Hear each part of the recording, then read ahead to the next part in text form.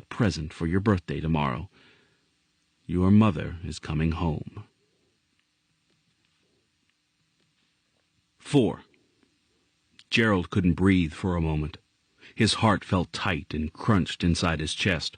All of the hot fears and fiery memories that he had let fade over the last few years were only hidden, not forgotten.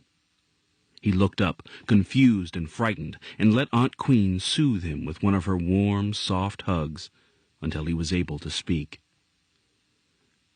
"Mama's coming here?" he asked quietly. "How come?" "Well, child, it's like this." Aunt Queen took a deep breath. "It's time you knew the whole story. When I brought you home with me 6 years ago after the fire, your mama was tried on child abandonment charges and was sent to jail. I knew where she was, Aunt Queen. I just didn't like to think about it, so I let her fade away from me. I know, Gerald, and I was never sure if I was doing the right thing by keeping you away from her. But she asked me not to bring you there because she wanted you to grow up strong and secure, and she didn't want you to see her in a place like that. I always sent her pictures of you, and she's kept up with how well you're doing in school and what a fine young man you're growing up to be." "So when does she get out?" "She's been out almost a year, Gerald." He gasped. "A year? But where is she? Why hasn't she? I don't understand." "She got out, found a job and a place to stay, and decided she wanted to get her life together before she came to see you." "What about me? It's not fair!" Gerald cried angrily. "She's had a year to plan for all this, and you two dump it on me on my birthday. Suppose I don't want to see her." "Then you don't have to," declared Aunt Queen. "But she's been working real hard to make up for the past, and she really wants to share your birthday with you." Gerald just grunted and slumped in a seat by the kitchen table. Aunt Queen sighed again. "She's got a surprise for you, child." "I don't think I want no more surprises, Aunt Queen," Gerald answered quietly. "I understand, child. Tell you what, go out to the garage for me, look under that old green blanket, and bring me what you find. I finally bought me a new sewing machine, and I want to try it out." "Okay," Gerald muttered glumly. He didn't feel like carrying any old sewing machine. He didn't feel like helping Aunt Queen. He just wanted to go someplace and think. He walked slowly to the garage, checked for spiders like he always did, and pulled the old green blanket off. Not a sewing machine, and not an old, used, repainted bike, but a shiny, new, red 10-speed bicycle. He tried not to grin, but he couldn't help it. He knew Aunt Queen had been saving this for his birthday surprise, and he knew that she had put money aside for months to get such a fine bike.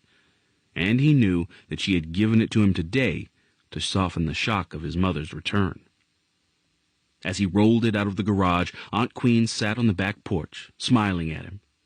"Happy birthday, Gerald," she said simply. Gerald, whose grin was about to be erased by uncontrollable tears, looked at her and knew she understood. "I love you, Aunt Queen. It's the greatest." "Go on, boy. Go try it out. But don't go too far, and stay out of the street, you hear?" She smiled as he took off, waving his hat, T-shirt flapping in the wind. Gerald rode around the block 14 times, came in for a glass of Kool-Aid, and persuaded Aunt Queen to let him explore a little further. She said he could ride 2 blocks away, but by the time it was dark, he had explored 6 blocks in each direction. She knew he needed time to think and sort things out, so she didn't bother him. By the time he came in at dusk, tired and hungry, he was ready to face whatever tomorrow would bring. "What does Mama look like, Aunt Queen?"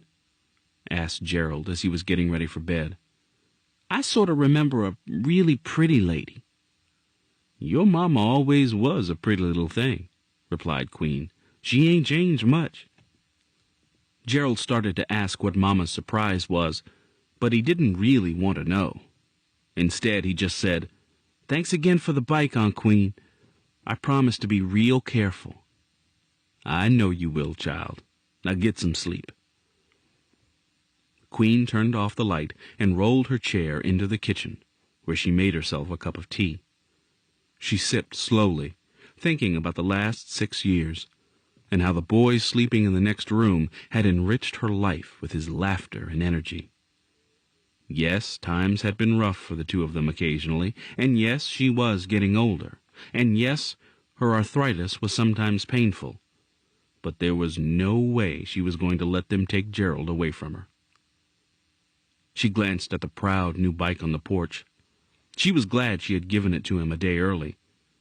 The bike had been in layaway for months, but the joy on his face had been worth the sacrifice.